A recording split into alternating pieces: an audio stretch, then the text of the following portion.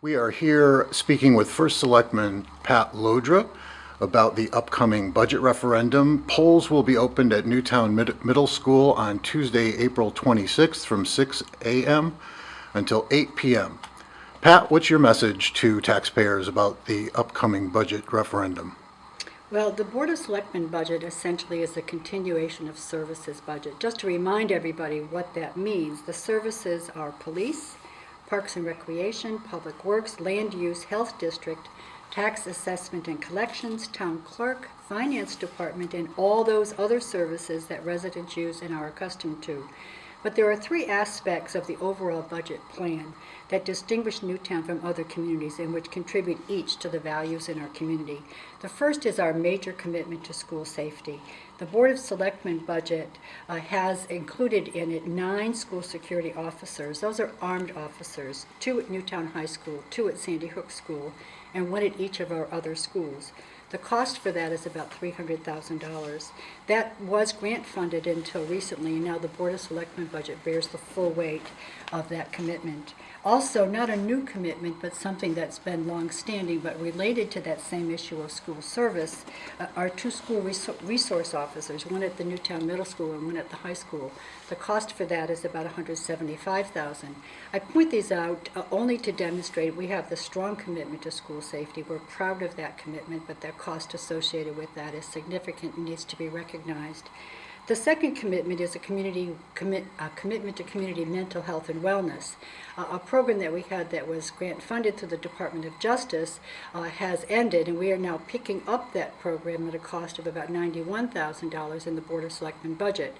That is supplemented by grants from Praxair and from the Newtown Sandy Hook Community Foundation. So our effort is to continue to provide that support for wellness for community members and mental health support. The third is our commitment to senior tax relief. That's $1.6 million that resides as a cost in our total town budget. That's a commitment to provide support for our senior community. It's a program that is supported by ordinance, processes, and protocols, and one that's evaluated annually to ensure that we have enough resources to provide necessary support for our seniors.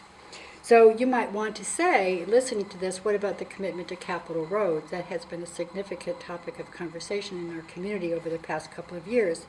We have a plan in place that adds $250,000 to the operational budget each year to what was $1 million, and will eventually find its way, we hope, to at least $2 million, perhaps even more. We'll have to evaluate that each year as we see what the needs are and what the resources are needed to fill those needs.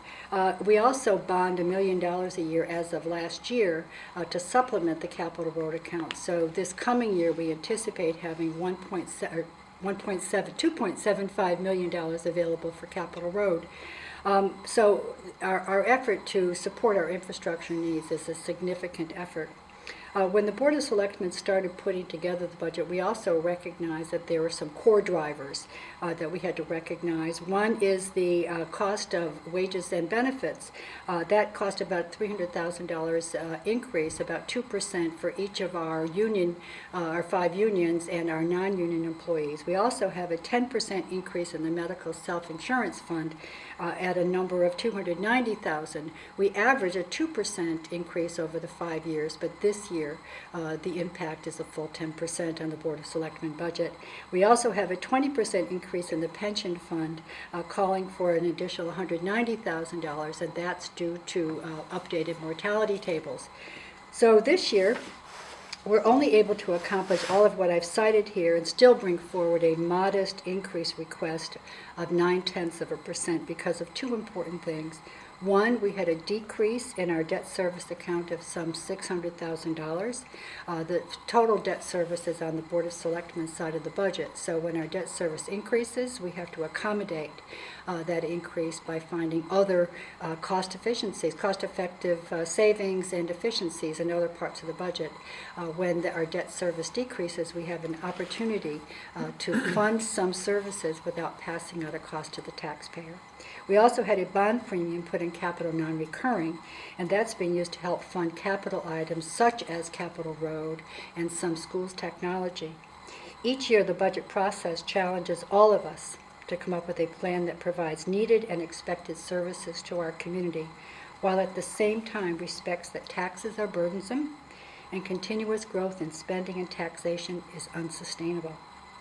We are cognizant of the pressures our residents feel and know that somehow we need to find the way forward, preserving our core values of good education, safety, recreation, and improved infrastructure, while balancing those attributes against their cost and taxes. I think this budget plan is appropriate. I will vote for it because it does the best we can do, given the choices and opportunities we have before us. Thank you. First Selectman Pat Llodra speaking to us ahead of the April 26th community budget referendum. Polls are open from 6 a.m. to 8 p.m. at Newtown Middle School. Mrs. Llodra, thanks for talking to the readers of the Newtown Bee and our visitors at newtownbee.com.